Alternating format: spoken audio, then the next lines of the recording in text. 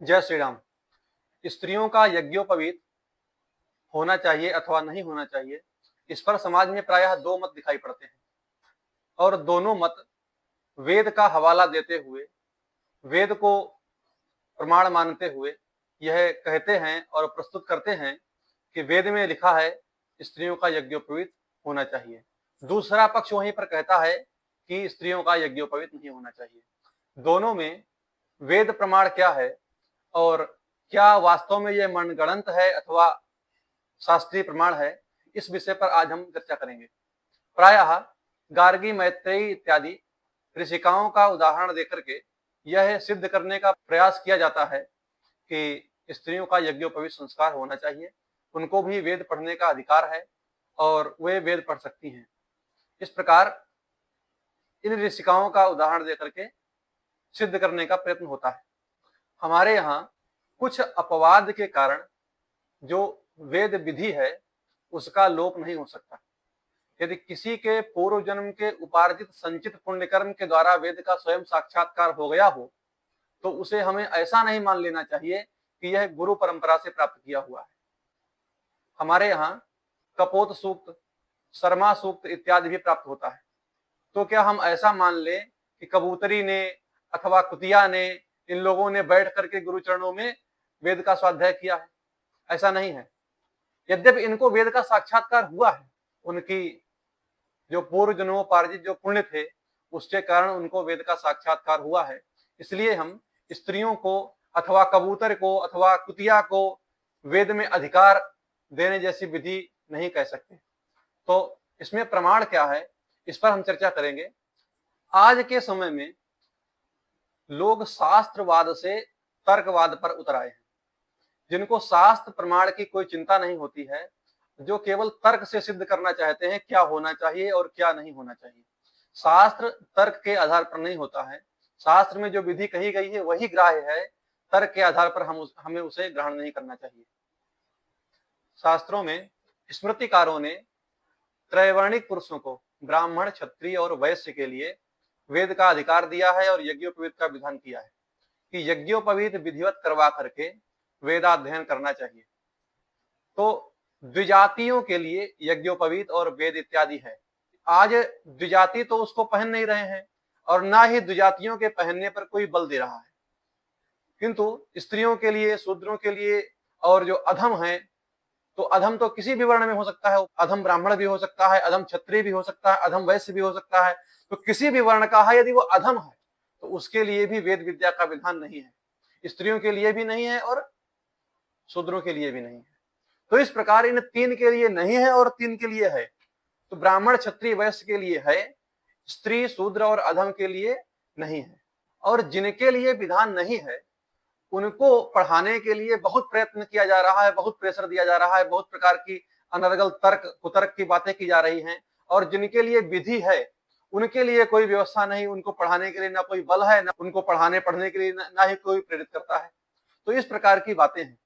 और मजे की बात यह है कि अपने प्रमाण को सिद्ध करने के लिए वेद का आश्रय लेते हैं और उसका मनमाने तरीके से अर्थ करते हैं और कहते हैं ईश्वर ने सूर्य, चंद्र, पृथ्वी, ग्रह, नक्षत्र, तारे, वायु, प्रकाश इत्यादि सब मानवों के लिए बनाया है, वेद भी मनुष्य मात्र के लिए बनाया है। तो वेद तो किसी की बकौती नहीं है जो उस पर किसी एक का अधिकार हो। वेद तो सबके लिए है, ये वेद में स्वयं लिखा है। और उदाहरण देते हैं यथे माम वाचम कल्याणी, ये मंत्र जो है इसका उदाहरण देकर के प्रस्तुत करते हैं। वेद में लिखा है यथे माम वाचम कल्याणी इत्यादि मंत्र से स्त्रियों, शूद्रों और अन्य सभी वर्णों को वेद का अधिकार दिया गया है और आप लोगों ने उसको अपने अधीन कर लिया है, किसी की बपोती नहीं है, इत्यादि इत्यादि बातों से इसका निषेध करते हुए और सभी को पढ़ने का अधिकार बताते हैं। अब हम यह कुछ प्रमाण उपस्थित करेंगे जिससे स्पष्ट होता है कि स्त्रियों अथवा शूद्रों को वेदाधिकार है अथवा नहीं है। किंतु एक बात समझनी चाहिए, वेद, यज्ञोपवीत और यज्ञ, यह तीनों का अन्योन्याश्रय संबंध है। बिना यज्ञोपवीत धारण किए वेदाधिकार नहीं होता है और वेदाधिकार के बिना यज्ञ नहीं होता है। यज्ञोपवीत, वेद और यज्ञ का अन्योन्याश्रय संबंध है। तो जहां पर यज्ञ करने की बात आती है जिसको निषेध किया गया है तो उसमें अनुपवीति जो है उनका निषेध है। तो इस प्रकार की बात वहां पर समझ लेनी चाहिए। नृसिंह पूर्व तापिन्युपनिषद का वाक्य है, यदि जानीयात स्त्री शूद्रः समृतोधो गच्छति तस्मात् सर्वथा नाचष्टे स आचार्यस्तेनैव स मृतोधो गच्छति। स्पष्ट रूप से कहा गया है कि गायत्री मंत्र यजुर्वेदोपलक्षित याज्ञादि का अधिकार स्त्री शूद्रादि के लिए अभीष्ट नहीं है। यदि वे हठात इसको ग्रहण करते हैं तो मृत्योपरांत उनकी अधोगति होती है। और यह भी कहा गया है जो आचार्य उनको यह प्रदान करता है उसकी भी अधोगति ही होती है। आचार्यस्तेनैव समृतोधो गच्छति। दूसरा उदाहरण है, सुता मया वेद माता प्रचोदयन्ताम पावमानी द्विजानाम, अर्थात ब्राह्मण क्षत्रिय वैश्य को पवित्र करने वाली वेद रूपी माता मेरे द्वारा स्तुत होकर मुझे ज्ञान की प्रेरणा करें। यहाँ पर स्पष्ट रूप से द्विजा नाम कहा गया है। और द्विजा नाम जहां जहां द्विज शब्द आया है वह 3 वर्णों के लिए है, ब्राह्मण क्षत्रिय और वैश्य के लिए ही है। और यहाँ पर कहीं पर भी शूद्र की चर्चा नहीं है। तो स्पष्ट होता है कि वेदाधिकार त्रैवर्णिक है, 3 वर्णों के लिए ही है। अब तीसरा उदाहरण सुनिए, स्त्रीणाम शूद्रांध पंगूनाम बधिराः पतिताश्च ये क्लीवानाम नैव काणानाम वेद विद्याधिकारिता। अर्थात स्पष्ट रूप से कहा गया है स्त्रीणाम, तो वेद विद्या में अधिकार किसका किसका नहीं है, तो स्त्रीणाम, शूद्राणाम, अंध जो अंधे हैं, पंगुनाम लंगड़े हैं, बधिराह जो बहरे हैं, पतिताह जो पतित हो गए हैं। वो पतित किसी भी वर्ण का हो सकता है, ब्राह्मण भी हो सकता है, वैश्य भी हो सकता है, क्षत्रिय भी हो सकता है, किसी भी वर्ण का हो सकता है। अगर वो पतित है तो उसका भी अधिकार वेद विद्या में नहीं है। स्त्रीणाम शूद्रांध पंगूनाम बधिराह, तो जो बहरे हैं और पतिता। पुनः क्लीवा नाम नपुंसक का नहीं, वो नहीं है। स्त्री शूद्र अंधा बहरा लंगड़ा नपुंसक काणा पतित, इनका वेद विद्या में अधिकार नहीं है। स्पष्ट रूप से यह कहा गया है। अथर्ववेद में भी स्पष्ट रूप से कहा गया है, आचार्य उपनयमानो ब्रह्मचारिणम कृणुते गर्भमंतः। जब बटुक का यज्ञोपवीत होता है तो उस समय उस ब्रह्मचारी को आचार्य 3 रात्रि पर्यंत अपने समीप रखता है, तब उसके दर्शन के लिए देवता भी आते हैं। इस प्रकार की बात अथर्ववेद में कही गई है। और यदि स्त्री का यज्ञोपवीत हम करते हैं तो कौन व्यक्ति अपनी पुत्री को किसी आचार्य के पास 3 दिन के लिए भेज देगा, तो ये संभव नहीं है। और यदि ये विधि नहीं करते हैं, उसको गुरुकुल में वास आचार्य के समीप नहीं देते हैं, तब फिर केवल और केवल उसका व्यर्थ प्रलाप मात्र हो जाएगा, तो विधि तो स्पष्ट हुई नहीं। तो इसलिए यहाँ पर यह भी निषेध वाक्य ही प्राप्त होता है। अथर्ववेद का वचन है, ब्रह्मचारी एति समिधा समिद्धा काष्णम वसानो दीक्षितो दीर्घ समश्रुहु। अर्थात जो ब्रह्मचारी होता है बड़ी दाढ़ी रखे हुए दीक्षित होकर के समिधा लेने के लिए जाता है। तो यहाँ पर दीर्घ समश्रु की बात हुई है। तो दीर्घ समश्रु ब्रह्मचारी की होती है, ब्रह्मचारिणी की नहीं। तो यहाँ पर जो गुरुकुल में वास करता है वो ब्रह्मचारी की बात कही गई है। वो ब्रह्मचारी समिधा लेने के लिए जाता है, कहीं ब्रह्मचारिणियां समिधा लेने के लिए जा रही हो, तो ऐसा कोई अभी तक वचन प्राप्त नहीं होता है। अग्रिम प्रमाण देखें, महाराज मनु का वचन है, वैवाहिको विधि स्त्रीणाम संस्कारो वैदिक स्मृतः पति सेवा गुरो वासो गृहार्थोग्नि परिक्रिया।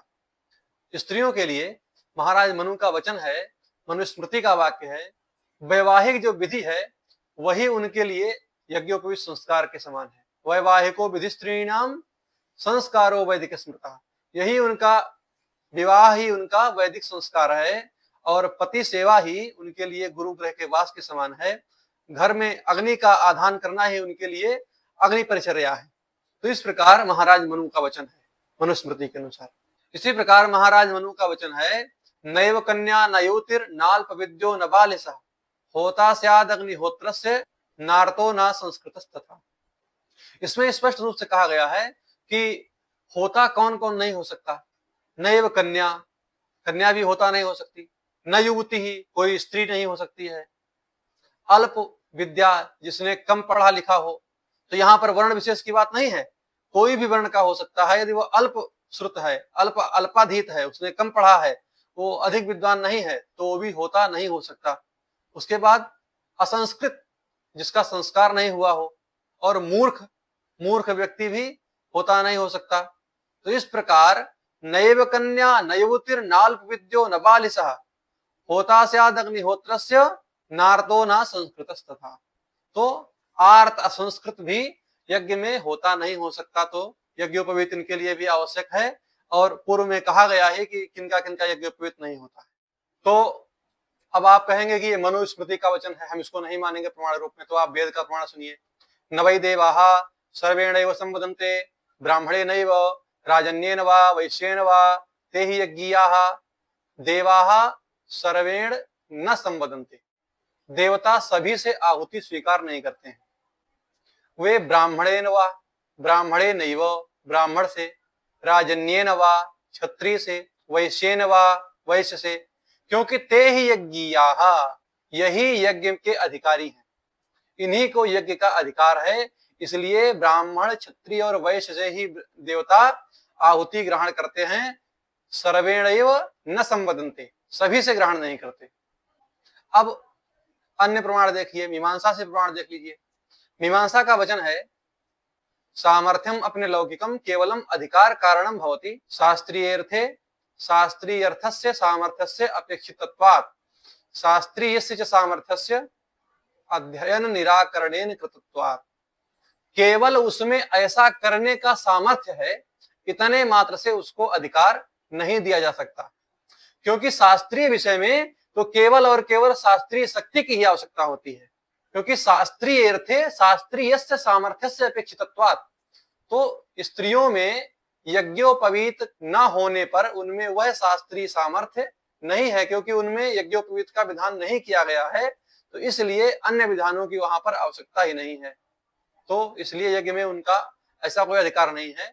अपत्नीक यजमान नहीं बन सकता है, बिना पत्नी का यजमान नहीं होता है। जिसकी पत्नी नहीं होती है ऐसा व्यक्ति यजमान भी नहीं बन सकता, वो यज्ञ नहीं कर सकता। शास्त्रीय विधि में यज्ञ में पत्नी आहुति नहीं देती है, किंतु यदि वह यज्ञ में दक्षिण ओर नहीं बैठती है तो वह यज्ञ विफल होता है। पत्नी बिना च यो धर्मः स एव विफलो भवेत्। शास्त्रीय मर्यादा के अनुसार यज्ञ में वही यजमान बन सकता है जो विवाहित हो। अविवाहित व्यक्ति को यजमान बनने का अधिकार नहीं, ये भी शास्त्राज्ञा ही है। यज्ञ का यजमान कैसा होना चाहिए? सुस्नातः सम्यगाचन्तः कृतसन्धाधिक क्रियः काम क्रोध विहीनश्च पाखंड स्पर्श वर्जितः जितेंद्रियः सत्यवादी सर्वकर्म स्वस्थते। तो केवल उसमें ताकत है, शक्ति है, इतने मात्र से किसी को यज्ञ में अधिकार नहीं दिया जा सकता। क्योंकि शास्त्रीय विषयों में तो शास्त्रीय शक्ति की ही आवश्यकता होती है, और शास्त्रीय विधि के अनुसार स्त्रियों का यज्ञोपवीत नहीं होता है, तो यज्ञोपवीत की शक्ति तो रही नहीं, फिर यज्ञ का अधिकार वहां पर निराश्रित हो जाता है। किंतु अपत्नीक यजमान बिना पत्नी के यज्ञ नहीं कर सकता, वहां पर पत्नी की नितांत आवश्यकता होती है। मीमांसा दर्शन का एक वाक्य और है, अयम स होता यो हि द्विजन्मा। होता वही हो सकता है जो द्विजन्मा हो, अर्थात द्विज माता पिता से जो जन्मा है वही यज्ञ का होता हो सकता है, अन्य किसी को होता उसमें बनाया नहीं जा सकता। श्रीमद् भगवद गीता का वचन है, स्त्री शूद्र द्विजबंधो नाम त्रयी न श्रुति गोचरा। पुनः इस प्रकार के अनेकों प्रमाण प्राप्त होते हैं। 10-15 प्रमाण तो हमने प्राय दे ही दिए हैं, जो कि शास्त्रीय वैदिक प्रमाण हैं। इन प्रमाणों को कोई निषिद्ध नहीं कर सकता, ये सभी प्रमाण मान्य है। अभी तक यज्ञ में किसका अधिकार नहीं है, यज्ञोपवीत किसका नहीं होता, और वेद कौन नहीं पढ़ सकता, इन प्रमाणों पर हमने चर्चा की। अब यज्ञोपवीत का जो विषय है, यदि कोई यह कहता है कि नहीं शूद्र और स्त्रियों का सभी का यज्ञोपवीत होना चाहिए, तो उसके लिए भी एक विषय पर हम चर्चा करेंगे। गर्भाद अष्टमे ब्राह्मणम, गर्भ से अष्टम वर्ष तक ब्राह्मण का यज्ञोपवीत होना चाहिए। एकादशे राजन्यम, 11वें वर्ष में क्षत्रिय का। द्वादशे वैश्यम, 12 वर्ष होने पर वैश्य का, अर्थात गर्भ से अष्टम वर्ष तक ब्राह्मण का, 11 वर्ष तक क्षत्रिय का, और 12 वर्ष तक वैश्य का यज्ञोपवीत हो जाना चाहिए। इसके आगे शूद्र और स्त्रियों के लिए कोई विधि नहीं कही गई, ना ही इनके यज्ञोपवीत का कहीं पर भी प्रमाण प्राप्त होता है। यदि यज्ञोपवीत करते हैं तो नियम यह है कि ब्रह्मचारी मेखला और यज्ञोपवीत होते समय ऐसा नियम है शास्त्र का, ब्रह्मचारी अपना क्षौर कर्म करवा करके दंड मेखला और मृगचर्म धारण करके गुरुकुल में वास करता है। तो यह नियम ब्रह्मचारी के लिए ही है। यदि स्त्री का यज्ञोपवीत करते हैं, जो लोग इसका समर्थन करने वाले हैं, क्या वह इस बात को स्पष्ट करेंगे कि यज्ञोपवीत करते समय वह स्त्री का मुंडन करवाएंगे, उसको दंड मेखला मृगचर्म धारण कराएंगे? क्या वो ऐसा कराते हैं? यदि वह ऐसा नहीं कराते तो क्यों नहीं कराते? या उनके यज्ञोपवीत की विधि किसी शास्त्र में लिखी है तो किस शास्त्र में लिखी है? और यदि ऐसा कुछ वह नहीं कराते हैं तो फिर तो ये एक दिखावा मात्र है, ढोंग मात्र रह गया, फिर तो इसे ढोंग कहेंगे, क्योंकि शास्त्र में इसकी कोई विधि नहीं है। ना ही शूद्रों के यज्ञोपवीत का कोई वर्णन किया गया है किस प्रकार से करना चाहिए, किस विधि से करना चाहिए, ना ही स्त्रियों के यज्ञोपवीत का कोई भी वर्णन किया गया है। वैश्य, ब्राह्मण और क्षत्रिय इन 3 वर्णों के लिए बताया गया है, आयु का निर्धारण किया गया है। उसी प्रकार बसंते ब्राह्मणम, ग्रीष्मे राजन्यम, शरदि वैश्यम, अर्थात ग्रीष्म ऋतु में क्षत्रिय का यज्ञोपवीत होना चाहिए, बसंत ऋतु में ब्राह्मण का यज्ञोपवीत होना चाहिए और शरद ऋतु में वैश्य का यज्ञोपवीत होना चाहिए। किंतु स्त्री तथा शूद्र इत्यादि के लिए ना ही कोई काल बताया गया, ना ही कोई आयु बताई गई किस अवस्था में उनका यज्ञोपवीत करना चाहिए। तो उनके यज्ञोपवीत का कोई भी ना ही काल कहा गया और ना ही कोई आयु कही गई, इसलिए उनका यज्ञोपवीत शास्त्र विहित नहीं है। और लौकिक दृष्टि में भी कहा जाए, जो यज्ञोपवीतम परमम पवित्रम कहा गया है, तो स्त्रियों की का जो स्त्रीत्व है वह अपने स्त्रीत्व के कारण उस यज्ञोपवीत को पवित्रता पूर्वक नहीं रख सकती, इसलिए भी वह निषेध है। सर्वांत में एक बात मैं अगले वक्तव्य में कहूंगा, जिसको लेकर यह लोग बखान करते हैं कि सभी के लिए वेद विद्या का विधान किया गया है। वहां पर शुक्ल यजुर्वेद के 26वें अध्याय के दूसरे मंत्र का हवाला देते हुए यथेमाम वाचन कल्याणी मावदानी जनेभ्यः, इस मंत्र का जो अधूरा मंत्र ये लोग गाते घूमते हैं, पूर्ण मंत्र नहीं बताते हैं, और जो अधूरा मंत्र बताते हैं उसका भी उल्टा सीधा अर्थ मनमाने ढंग से उसका अर्थ करते हुए कहते हैं। तो इस पर हम अगले वक्तव्य में बात करेंगे। जय सिया राम, हर हर महादेव।